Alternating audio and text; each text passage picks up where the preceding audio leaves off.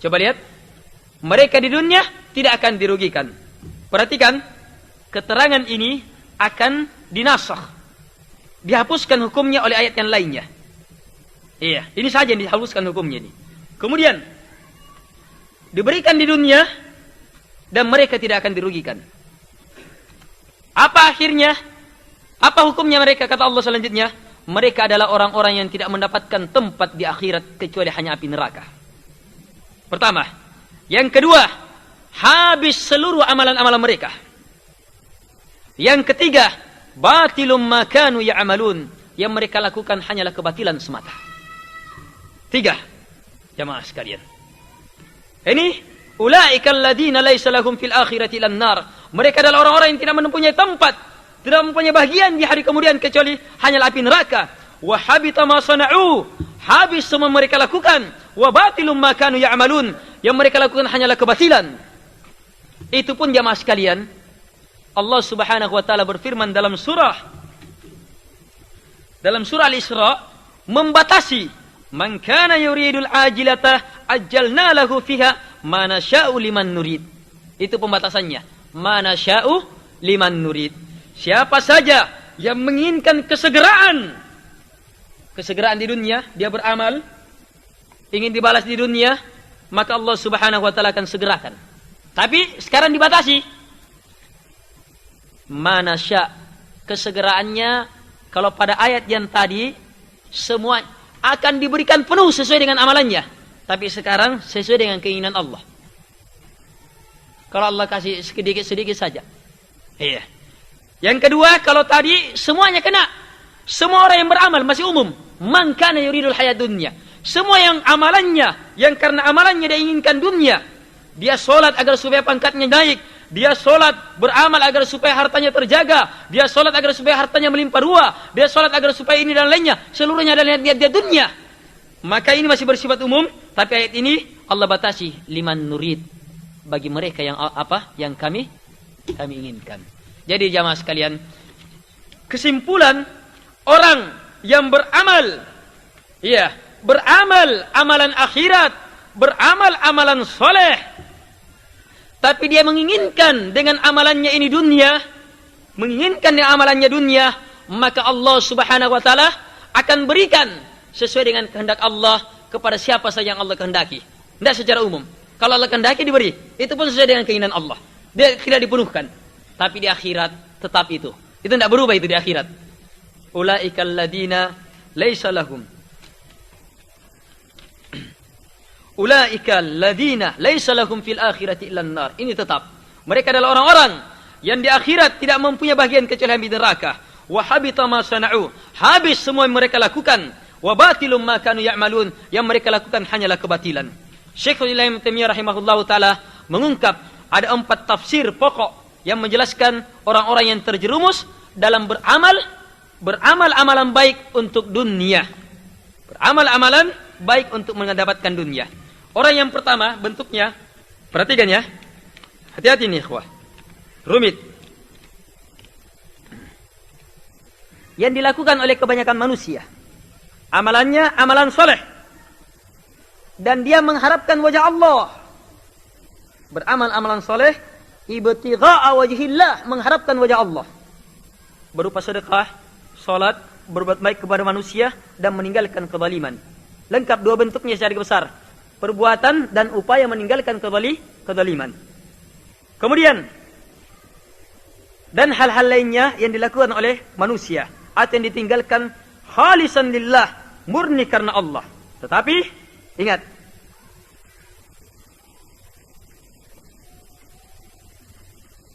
dia tidak menginginkan pahalanya di akhirat. Amalannya amalan soleh, niatnya ikhlas, tidak ada kesyirikan, tapi pahala amalan ini dia tidak inginkan di akhirat. Rendah keinginannya untuk mendapatkan akhirat. Yang dia inginkan Allah balas pahalanya itu di dunia. Agar supaya hartanya terjaga, agar supaya hartanya semakin banyak, agar supaya keluarganya terjaga, kerabatnya terjaga, agar supaya kenikmatan yang Allah berikan kepada dia tetap ada. Tidak ada himmah dia.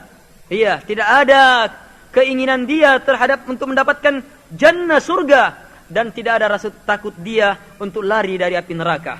Yang dia inginkan amalannya untuk dunia.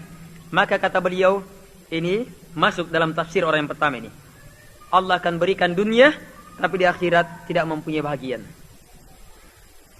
Orang yang kedua, ini lebih berbahaya dan lebih ditakuti dari yang pertama. Ini disebutkan tafsir yang pertama itu disebutkan oleh Ibn Abbas. Yang kedua, ini dijelaskan oleh Mujahid. Yang kedua ini, dia beramal amalan soleh.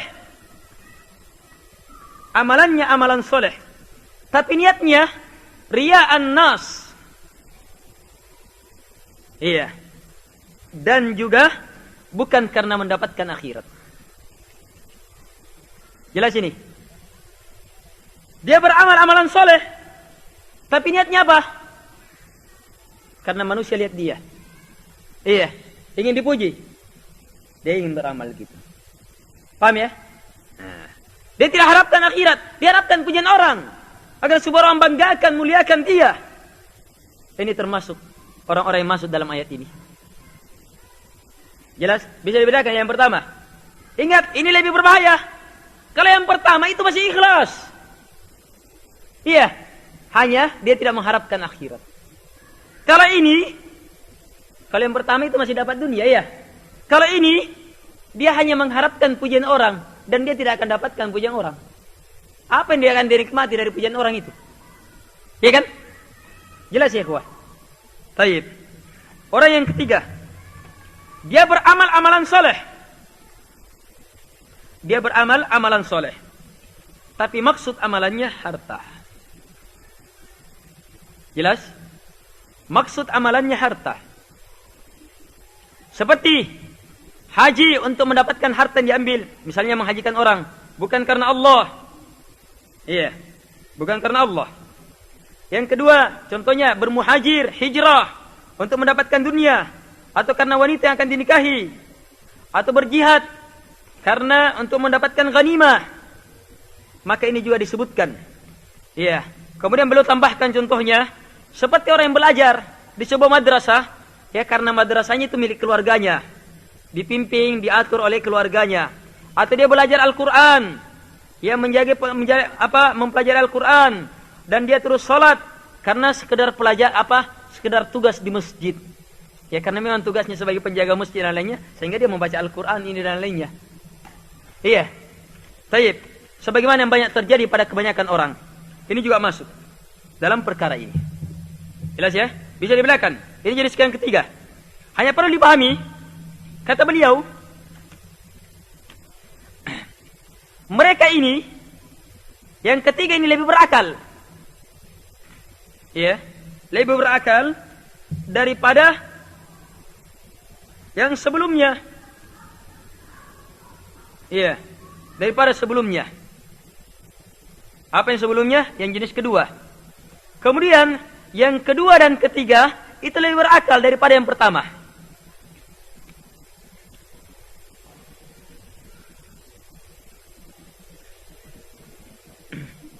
Baik. Jelas ya? Kenapa? Yang pertama dan kedua lebih berakal daripada yang kedua? Sebab yang pertama dan kedua itu dia beramal keadaan maslahah. Ada yang akan dia dapatkan yaitu dunia, ya kan? Dia akan mendapatkan dunia. Adapun yang kedua, dia beramal semata-mata karena ingin dipuji oleh orang. Iya. Tapi semuanya sama. Dia beramal bukan karena punya himmah untuk akhirat. Ini kesamaannya. Bukan karena punya semangat besar untuk akhirat. Bukan karena takut terhadap api neraka. Bukan. Jelas jemaah? Nah, ini perbedaan yang pertama, ketiga dengan yang kedua. Adapun perbedaan yang pertama dan yang ketiga, yang pertama masih ikhlas, tapi semata-mata maksudnya untuk dunia, diberi pahala untuk dunia. Kalau yang kedua, itu tidak ikhlas dia, semata-mata karena harta. Bukan karena Allah, tapi karena harta. Jelas jemaah? Baik. Berarti yang paling hebat saja ini, sebentar yang keempat ya. Yang paling hebat saja dari jenjang yang tiga ini, dia ikhlas dalam beramal. Dia salat Allahu Akbar, murni karena Allah, bukan karena kesyirikan, tidak ada kesyirikan. Iya, bukan karena ingin dipuji orang. Iya. Bukan karena ingin dipuji orang. Iya. Tapi karena apa? Bukan juga karena ada dia mau melakukan pekerjaan dunia untuk didapatkan, bukan. Tapi karena iya, dia beramal karena Allah, murni karena Allah, tapi dia inginkan amalannya itu untuk agar supaya Allah balas pahalanya itu. Jangan usah untuk akhirat. Rendah niatnya untuk akhirat. Tidak usah jadikan pahalanya itu untuk membebaskan dari api neraka. Rendah niatnya untuk ini. Tapi untuk dunia saja. Kasih dunia. Ini serendah-rendahnya jamaah. Adapun yang keempat, dia beramal. Ini lengkap. Dia beramal amalan soleh, ikhlas karena Allah, tak ada kesyirikan, dan dia juga mengharapkan akhirat. Mau masuk surga, mau bebas dari api neraka.